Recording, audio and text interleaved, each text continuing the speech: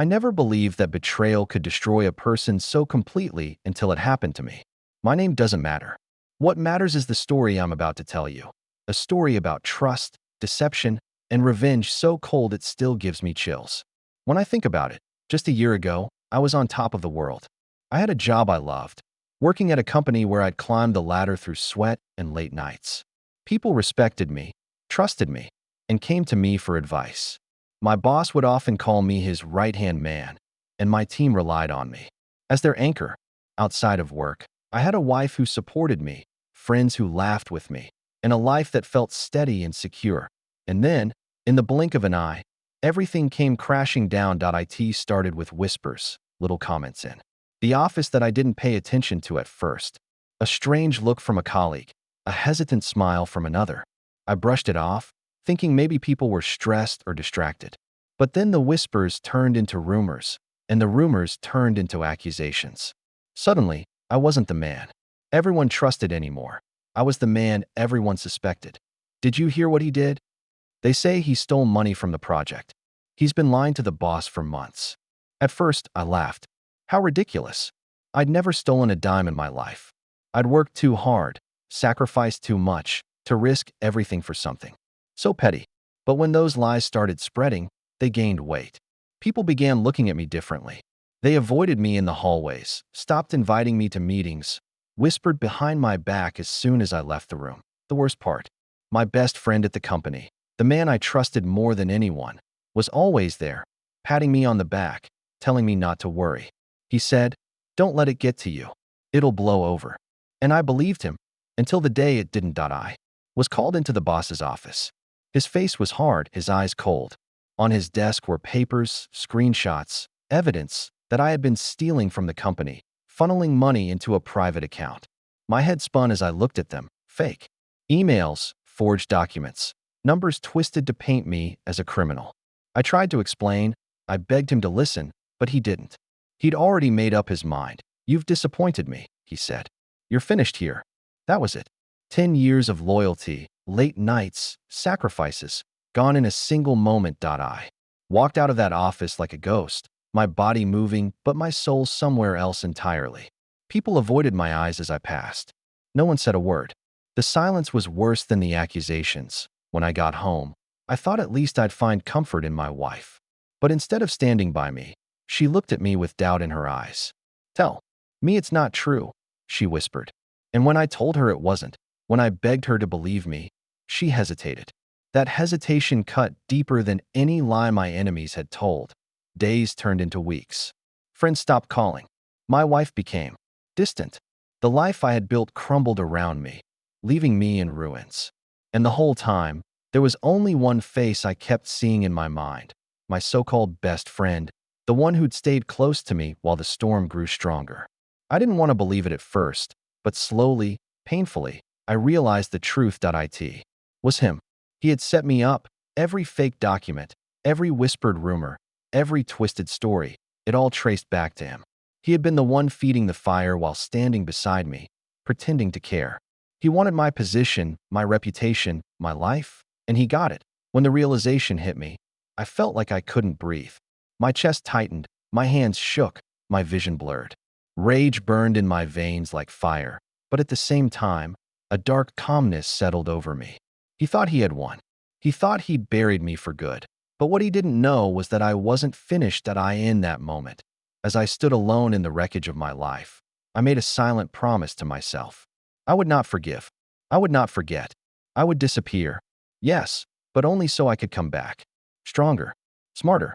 And when I returned, I would take everything from him, just like he had taken everything from me. This is the story of how I lost it all, and how I made sure he lost even more. When the truth hit me, it wasn't like thunder. It wasn't a loud crash, a dramatic revelation. No, it was slow, like poison slipping into my veins, spreading until it consumed everything inside me. I kept replaying the moments in my head, the little signs I had missed, the way he had always been helpful, always there when the rumors grew, the way he told me not to fight back too hard, that it would just make me look guilty, the way he had access to files that no one else did. At first, I didn't want to believe it. This was the man I had trusted with everything. We started in the company together, two young guys with nothing but ambition and coffee in our veins. I covered for him when he missed deadlines. I vouched for him when his mistakes nearly cost us projects. Hell, I even invited him into my home, let him sit at my dinner table with my wife, treated him like family, and he repaid me by stabbing me in the back. The more I thought about it, the clearer the picture became. He wanted my position. He wanted the recognition I had earned through years of sacrifice. And instead of working for it, he decided to steal it. He knew where I kept my files. He knew how I wrote emails. He knew the projects I worked on better than anyone else. He used that knowledge to forge a trail straight to me. I still remember the day after I was fired. I walked past the office building, just to see it one more time. My heart ached as I stood on the sidewalk, staring at the windows where I had once worked. And that's when I saw him. He walked out of the front doors, his head high, his smile wide. People surrounded him, clapping him on the back, congratulating him. I stood there in the shadows, invisible, watching as my life was handed to him like a trophy. That I wanted to scream, to run up and tear the mask off his smug face. But I didn't. I just stood there, silent, burning the image into my memory. That night, I went home and sat in the dark. My wife didn't ask me where I'd been. She barely looked at me anymore. The distance between us had grown into a canyon, one I couldn't cross. I tried to talk to her, tried to explain, but the words felt empty in the heavy silence of our house. She didn't believe me, not fully. And that crushed me more than losing the job. It wasn't just my career he had stolen. It was my reputation, my friendships, my marriage. He had taken everything that mattered, leaving me hollow and broken. But in that hollow space, something else began to grow. Not despair, not hopelessness, something darker, something sharper. I started collecting memories, little moments that I had overlooked. The time he asked me to leave my office unlocked because he needed a file. The strange way he had smiled when my boss questioned me for the first time. The way his eyes lingered on my wife a little too long during dinner. It all made sense now. I realized his betrayal wasn't just about ambition. It was about envy. He envied everything I had, my position, my respect, my stability, even my family. He wanted it all, and he was willing to burn me alive to get it, and he thought he had succeeded. He thought I was finished, beaten, forgotten, but he underestimated me. I didn't confront him. I didn't scream or fight. No, those were the reactions he expected. Instead, I disappeared into silence. To him, it probably looked like I had surrendered, like I had accepted my fate. But in reality, I was planning. Every great act of revenge starts with patience. You don't strike when the wound is fresh. You wait. You let your enemy grow comfortable. Let him believe he has won. You let him lower his guard. And that's exactly what I was going to do. He took my life, but I wasn't going to take his. No, I had something better in mind. I was going to destroy everything he had built, piece by piece, until he stood in the same ruins he left me in. Only then would he understand what betrayal really felt like. And when that day came, he wouldn't even see me coming. The weeks after I lost my job blurred into a fog of shame and silence. At first, I thought things couldn't get any worse, but I was wrong. Losing my career was only the beginning. The real destruction came after. I remember waking up each morning with a knot in my stomach, that heavy weight pressing down on me before I even opened my eyes. My phone, once buzzing with calls and messages, was silent. Friends I had known for years stopped reaching out. Invitations disappeared. I became invisible. No, worse than invisible. I became a ghost people whispered about but never wanted to see. Everywhere I went, I felt the stares. At the grocery store, at the coffee shop, even walking down my own street. I could see it in their eyes, the judgment, the suspicion.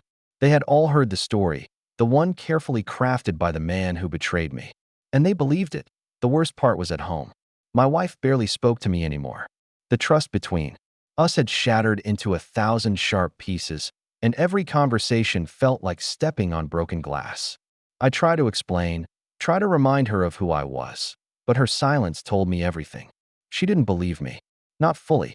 And if the woman who had vowed to stand by me didn't believe me, then who would? One night, I overheard her on the phone with her sister. She didn't know I was listening. "I don't know if I can keep living like this," she whispered. "I don't even know who he is anymore." Those words gutted me. It was like watching the last bit of light leave a dying flame. I realized I wasn't just losing her trust. I was losing her completely. Not long after, she started spending more time away from home. Errands, she said. Work. But I knew better. She was slipping away, just like everyone else. The life we had built together was crumbling brick by brick, and I was powerless to stop it. And all the while, he was thriving. My so-called friend, my betrayer. Word spread quickly that he had been promoted into the position I once held. He was praised for saving the company by exposing me. He was celebrated, respected, admired. The very things I had spent years building had been handed to him on a silver platter, while I was left to rot in the shadows that I tried to fight back at first. I sent letters, emails, anything to prove my innocence. But no one listened. My boss refused to meet with me. My coworkers ignored me. To them, I was already guilty. The forged evidence was too convincing, and my silence only made it worse. The more I tried to defend myself, the more desperate I looked. And desperation is the final nail in the coffin of a ruined man. Bills piled up. Job applications went unanswered. My savings dwindled. There were nights when I sat in the dark, staring at the floor, wondering how my entire world had collapsed so quickly. But in that darkness, something shifted. The pain began to transform. It didn't go away. No, it never went away, but it hardened into something else. Something sharper. Something stronger that I stopped begging people to believe me. I stopped trying to fix the broken pieces of the life I once had, because I realized something important. The man I had been was dead. And maybe that was a good thing. The world saw me as a villain, a thief, a liar. Fine, let them, because I was done trying to convince them otherwise. Instead, I would become something else, something far more dangerous. That's when the silence became my weapon. While everyone thought I had given up, I was quietly watching, waiting, planning. He thought he had destroyed me, but what he really did was set me free from the illusion of loyalty, trust, and friendship. I had nothing left to lose. And a man with nothing to lose is the most dangerous man of all. When you've lost everything, silence becomes your only companion. And in that silence, I learned more about myself than I had in all the years before. After the collapse of my marriage, after the last of my so-called friends turned their backs, I disappeared. Not physically. I still walked the same streets, still lived in the same city, but I became invisible. I stopped answering calls, stopped showing up anywhere people expected me. I let the whispers die down until I was no longer even worth gossiping about. To them, I was finished. A man destroyed by his own mistakes. A cautionary tale, but in reality, I was rebuilding, just not in the way anyone expected. I sold the little I had left of value. I downsized, moved into a small, anonymous apartment where no one knew my name. No pictures on the walls, no reminders of who I used to be. Just four walls, a table, and my thoughts. It was like living in a prison, but it was the prison I chose. And in that prison, I began to study. I read everything I could find about financial fraud, forgery, manipulation. I dove into books about human psychology, body language, and persuasion. I watched people at cafes, on trains, in stores. I studied how they moved, how they lied, how they tried to hide their weaknesses. It was an obsession. It was preparation. At night, when the city went quiet, I would lie awake and replay every detail of my downfall. I dissected it piece by piece until I could see exactly how he had done it. The forged emails, the false transactions, the whispers planted at just the right moments. It was almost beautiful in its cruelty. Almost. And every time I thought about it, the fire inside me burned hotter. People think revenge is about rage, about striking out blindly. They're wrong. True revenge requires patience. It requires silence. You don't confront your enemy when he's expecting it. You let him grow comfortable. You let him enjoy his stolen victory. And then, when he least expects it, you strike. That's what my silence was for. To him, it looked like defeat. To everyone else, I was forgotten, irrelevant, buried. But in truth, I was sharpening myself into a weapon. I learned how to move without being noticed, how to gather information without raising suspicion. I tracked his successes from afar, the promotions, the praise, the articles about his brilliance. Every headline was another spark fueling my determination, but I also began to notice cracks. Small ones, at first. A missed deadline here. A project that didn't go as smoothly as promised. Whispers, faint but familiar, that maybe he wasn't as perfect as everyone believed, that it wasn't much, but it was enough. Enough to tell me that the man who had betrayed me wasn't invincible. He had weaknesses, and all I needed to do was wait for the right moment to expose them. Months passed in this self-imposed exile. I became a shadow, a ghost, a man with no name and no past. But inside, I was alive with purpose. That he thought he had destroyed me. What he didn't realize was that he had created something far more dangerous, that I wasn't the man he had known. I wasn't the loyal friend, the trusted colleague, the man who believed in honor and honesty. That man was gone. What remained was colder, sharper, patient, and when I returned from the silence, I would return not to beg for my life back, but to take his. Not his life in blood, but his life in reputation, in power, in pride that he had taken. Everything from me. I was going to take everything from him. And the beauty of it was this: he would never see me coming. After months of silence, I finally stepped out of the shadows. Not into the spotlight, not yet, but into the edges of his world, where I could watch him without being seen. By then, the city had moved on. My name was no longer on anyone's lips, and that was exactly what I wanted. To them, I was forgotten, buried in the past. To him, I was a ghost that no longer mattered. And that gave me the perfect cover. The first time I saw him again, it was almost surreal.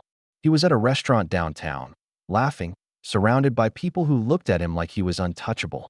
I sat 2 tables away, invisible to him, but I studied every detail. His smile, his posture, the way he soaked in their admiration like a king among peasants. But I also noticed something else. A twitch in his jaw when one of his colleagues mentioned a missed deadline. The way his eyes darted to his phone every few minutes, as if he was waiting for a message that never came. The cracks I had suspected months earlier were still there, and they were growing. I started following him. Not every day, not enough to raise suspicion, but enough to learn his patterns. Where he worked out, the bars he visited, the routes he took home. I learned his schedule better than he probably knew it himself, and slowly, I began to see the truth. He wasn't as strong as he pretended to be. Behind the perfect image was a man barely holding things together. The higher he climbed, the more pressure he carried. And pressure has a way of breaking even the strongest mask. One night, I watched him leave the office long after everyone else had gone home. He looked tired, beaten down, his shoulders slumped under the weight of whatever lies he was juggling. He got into his car, sat there for a long time, staring at the steering wheel. In that moment, I almost saw the man behind the facade, the coward who had needed to destroy me just to feel powerful. That was when I knew. He wasn't invincible. He was fragile. And fragility was something I could use, but I didn't act. Not yet. Instead, I collected information. I learned the names of his new allies, the people he was trying to impress. I researched the projects he claimed credit for. I spoke, quietly and carefully, to people he had wronged along the way. It turned out, I wasn't the only one with reasons to hate him. Piece by piece, I built a map of his world. And on that map, I marked every weak point, every secret he thought was safe, every place where the foundation of his empire was beginning to crack.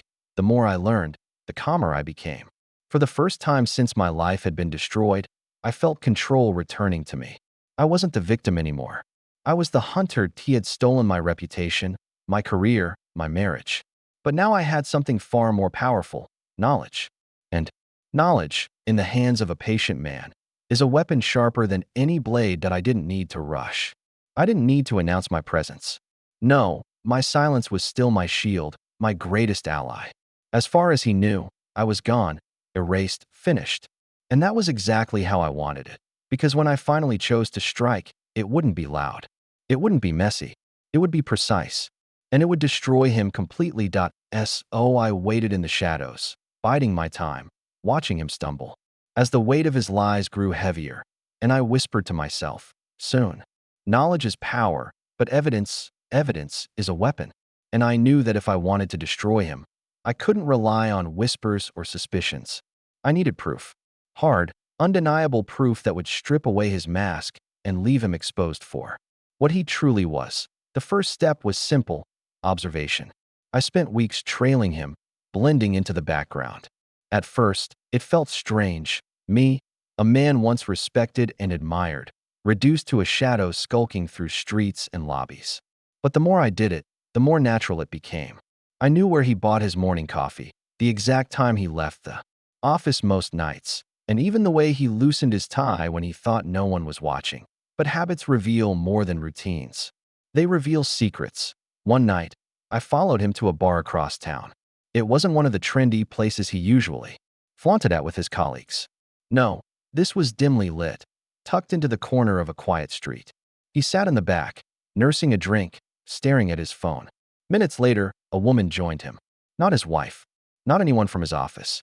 She kissed him like they had done this before. I felt a cold smile tug at the corner of my lips. Infidelity. It wasn't surprising, but it was useful. I took pictures, grainy, dark, but clear enough to show what was happening. Not because I wanted to ruin his marriage, not yet, but because every weakness was a piece of the puzzle. Every secret was leverage, but I needed more. I started digging into his projects at work. Using old contacts, people who still owed me favors, I quietly requested files, reports, anything tied to his name. At first, it was frustrating. He covered his tracks well. But then I noticed something strange. Numbers that didn't add up. Invoices that led to nowhere. I followed the trail, patient and methodical, until it all clicked. He wasn't just a liar. He was stealing. Money meant for projects was being rerouted into accounts that weren't supposed to exist. He was doing the very thing he had accused me of, and that was when I realized the depth of his hypocrisy. He hadn't just ruined me to get my position. He had ruined me to cover his own crimes. The irony would have been funny if it wasn't so disgusting that I saved everything. Screenshots, documents, even emails that hinted at his involvement. I built a digital archive of his corruption, a mirror image of the false evidence he had once built against me. But I didn't stop there. I started talking to people, quietly, carefully. Former employees who had been pushed out of the company, contractors who had been underpaid, colleagues who had been stabbed in the back, just like me. They all had stories. Little fragments of truth that, on their own, meant nothing. But together, they painted a picture of a man whose empire was built on lies, deceit, and exploitation. The more I uncovered, the colder I became. I stopped feeling pain. I stopped feeling rage. What I felt now was clarity that I wasn't preparing for a fight. I was preparing for an execution. Every file I saved, every photo I took, every conversation I recorded, it was all part of the noose I was tying around his neck. And the beauty of it was, he didn't even know. To him, I was gone, forgotten, a relic of the past. But in reality, I was closer than ever. Watching, recording, building the case that would bury him. And when the time came, I wouldn't just take him down privately. No, I was going to do it publicly. I was going to tear off his mask in front of the very people he had fooled. The colleagues who admired him. The friends who praised him. The world that believed his lies. Because revenge isn't just about destruction, it's about exposure. It's about making the truth undeniable. And soon, very soon, the truth would be all he had left. Revenge doesn't have to come in one swift strike. Sometimes, the most devastating blow is made up of smaller cuts, slow, deliberate, designed to bleed the victim dry before they even realize they're dying. That was the path I chose. I had the evidence, proof of his infidelity, proof of his corruption, proof of every ugly truth he worked so hard to bury. But I wasn't ready to unleash it. Not yet. Timing was everything, and I wanted him to crumble piece by piece before the final collapse. The first move was subtle. An anonymous tip to the company's internal auditors. Not enough to cause alarm, just a whisper about inconsistencies. In one of his projects, I knew they wouldn't find anything conclusive. Not yet, but it planted doubt. And doubt is a poison that spreads quickly. The second move was more personal. I mailed an unmarked envelope to his wife. Inside, a single photo, him with the woman from the bar, their lips locked in a stolen kiss. I didn't add a note. I didn't need to. Silence can scream louder than words. Days later, I watched from a distance as he left his house, his wife trailing behind, her face pale with fury. She shoved him, shouting something I couldn't hear from where I stood. He tried to calm her, but she turned and stormed back inside. He stood there for a long time, shoulders hunched, before finally driving off. I could almost taste the chaos unraveling behind those walls, but I wasn't finished. I made calls. Not as myself, of course. I used voices, accounts, identities that couldn't be traced. I whispered rumors to his colleagues, hinted at mistakes, exaggerated his arrogance. Small things, just enough to make people second-guess him. I saw the way they began to look at him differently in meetings, their smiles a little tighter, their laughter a little more forced, and then came the financial strain. Using the documents I had gathered, I leaked just enough information to delay one of his biggest deals. A single signature lost, a miscommunication overlooked. He missed a deadline, and the client pulled out. It wasn't catastrophic, but it was noticeable. The cracks were spreading, just as I had planned. What made it so satisfying wasn't just the results. It was the silence of my attack. He didn't know it was me. He didn't even know he was under attack. To him, it must have felt like the universe had suddenly turned against him. Every corner hiding a new problem, every day presenting a fresh obstacle. And that was exactly how I wanted it. Because revenge isn't just about making someone suffer. It's about making them question reality itself. It's about eroding their sense of control until they're left paranoid, desperate, unsure of who to trust. That I watched him closely in those weeks. His once perfect posture slouched. His laugh no longer came so easily. He snapped at subordinates. He drank more. And late at night, when he thought no one was looking, I caught him staring at his reflection with an emptiness in his eyes, as if he didn't even recognize himself anymore. But I recognized him. I recognized the cracks. And I knew the time was coming when a few more carefully placed blows would shatter him completely. For now, though, I was patient. I was precise. I was the quiet storm gathering on the horizon, and he hadn't even realized how dark the sky was becoming. The best revenge isn't quick. It's slow, deliberate, merciless, and I was just getting started. Paranoia is a slow poison. At first, it's just a whisper, a flicker in the back of the mind. But left unchecked, it grows, wrapping itself around every thought, until you can't tell the difference between truth and illusion. That's what I wanted for him. To drown in his own paranoia, until the fear consumed him more than any weapon ever could. And it was working. At first, the signs were small. He double-checked his car locks. He snapped at his assistant for misplacing a single file. He stared too long at his phone, as if expecting bad news at any moment. I watched it all from the shadows, smiling, because every ounce of doubt he carried was a seed I had planted. But the paranoia didn't stay small. It grew. His wife barely spoke to him anymore. I could tell she didn't believe his excuses about business meetings and late-night projects. Sometimes, I parked outside their house and saw the lights flicker on at odd hours, silhouettes pacing back and forth. The arguments grew louder, sharper. The trust between them, once part of his perfect facade, was crumbling before my eyes. At work, it was even worse. I slipped anonymous emails into his boss's inbox, half-truths mixed with questions about his loyalty. Nothing concrete, just enough to make the old man suspicious. And suspicion, once it takes root, never leaves. I saw the way his colleagues began to distance themselves from him. Their smiles no longer genuine. Their conversations clipped. He noticed it too.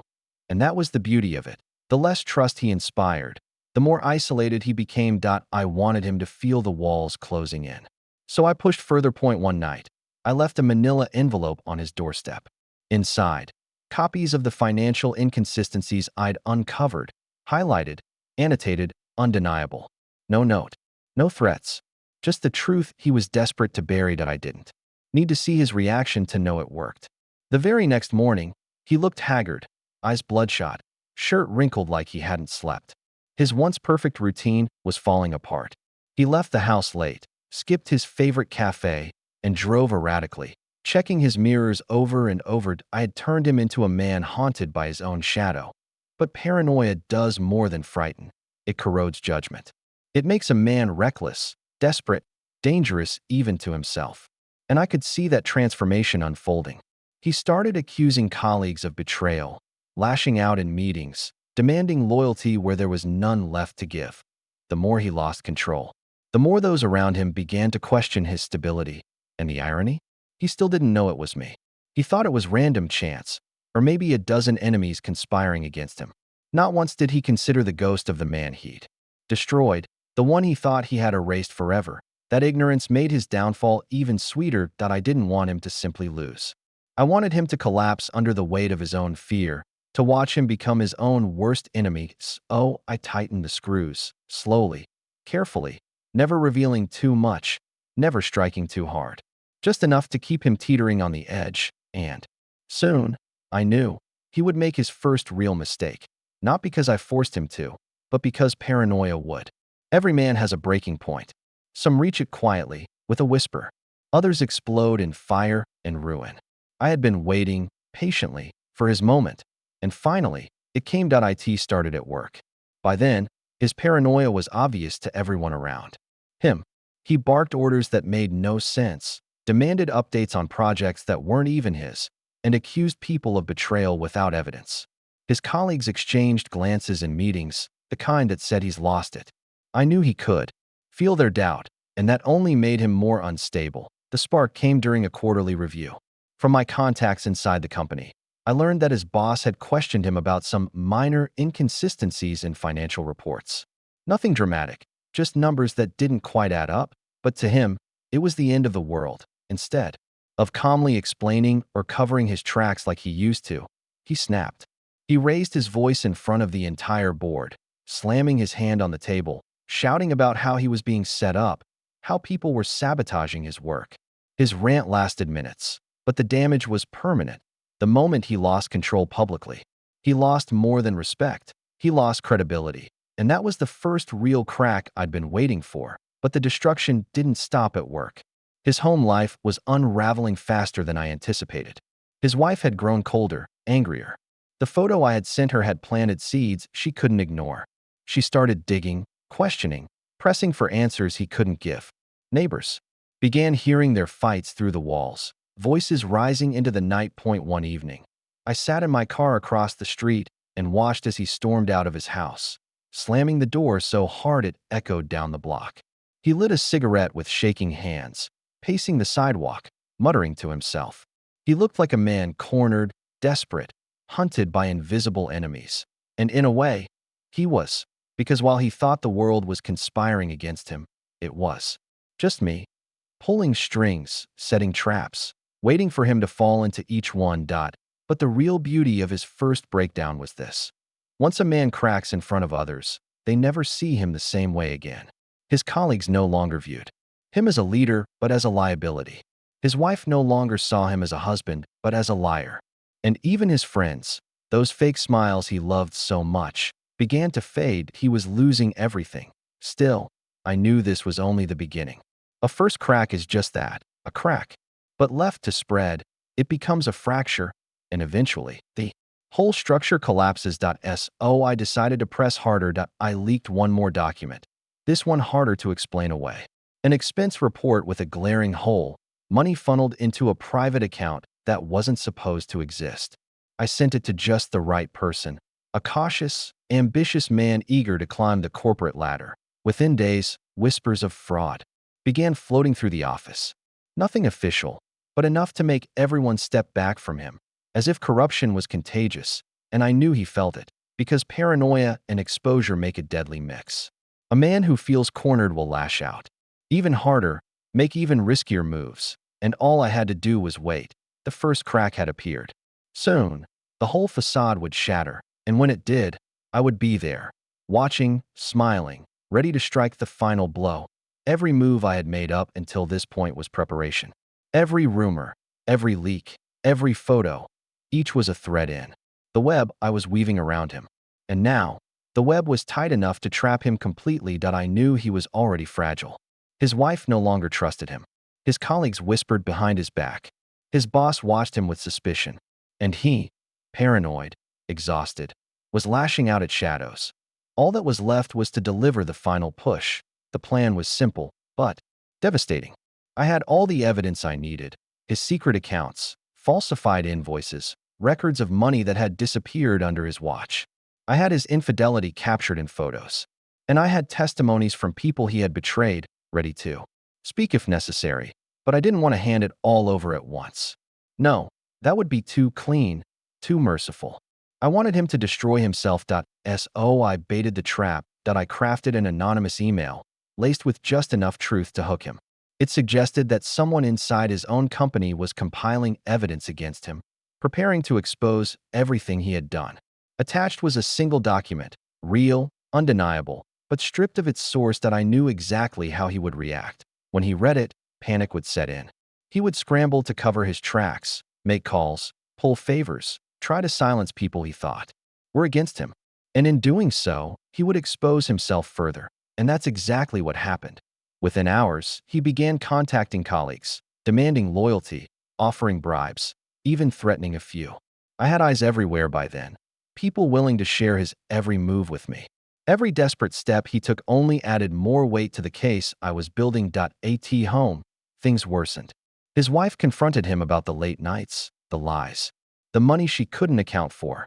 He screamed at her, denied everything, but his rage only confirmed her suspicions. She started talking to lawyers, and me? I simply waited. The beauty of revenge lies in patience. You don't rush the kill, you let your enemy walk willingly into the noose you've tied. And he was doing exactly that. The final touch came 2 weeks later. I gathered everything, all the documents, all the photos, every testimony, every scrap of proof, and I sent it in one carefully crafted package. Not to him, not to his wife, not even to his boss. That I sent it to the authorities. And to the press. The fallout was immediate. News outlets pounced on the story. Respected executive under investigation for fraud. His company panicked, distancing themselves from him as fast as they could. His boss suspended him. His wife filed for separation. His so-called friends disappeared, pretending they'd never known him. And him? He was left standing alone, bewildered, furious, broken. The man who once stood over me, who had stolen everything from me, was now a hollow shell of himself. His empire, his reputation, his family, gone. All of it collapsed in the exact way I had planned. But here's the part that made it perfect. No one suspected me. To the world, his downfall was the result of his own corruption, his own lies catching up with him. And that was the sweetest revenge of all. Not that I destroyed him, but that he destroyed himself, while I simply pulled the strings. It was over. The man who had once stood untouchable, who had stolen everything from me and left me broken, was gone. His reputation lay in ashes. His career was over. His marriage destroyed. His friends scattered like rats fleeing a sinking ship. And me? I was the one who lit the match. For weeks, I savored the silence that followed his downfall.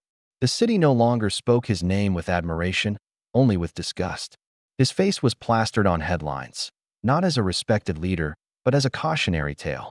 I watched it all unfold from the shadows, just as I had always done. I should have felt triumphant, victorious, complete. But revenge is a strange thing. The satisfaction burned bright at first, hot and consuming.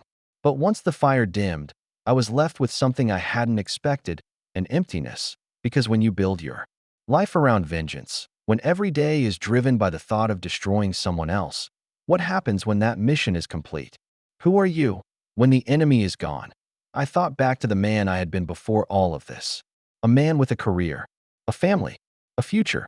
That man no longer existed. I had become something else, a ghost, a shadow, a hunter living only for the kill. And though I had won, I realized I could never go back. The world believed he had destroyed himself, and in a way, he had. But the truth was darker. I had orchestrated his every misstep, guided him into every mistake, pulled the strings until his life unraveled. And yet, in the quiet that followed, I asked myself, was it worth it? I had taken everything from him. But in doing so, I had lost something of my own, pieces of my humanity, the part of me that once believed in justice, in fairness, in rebuilding rather than destroying. I wasn't the man I had been, and I never would be again. Still, when I thought of his smirk, the way he had watched my life burn, the way he had walked away without a shred of remorse, I knew I wouldn't change a thing. That he had taken everything from me, and I had given him exactly what he deserved. The difference was, he never saw it coming. And maybe that's enough. Maybe revenge doesn't heal. Maybe it doesn't bring peace, but it brings balance. And for me, that was all I ever wanted.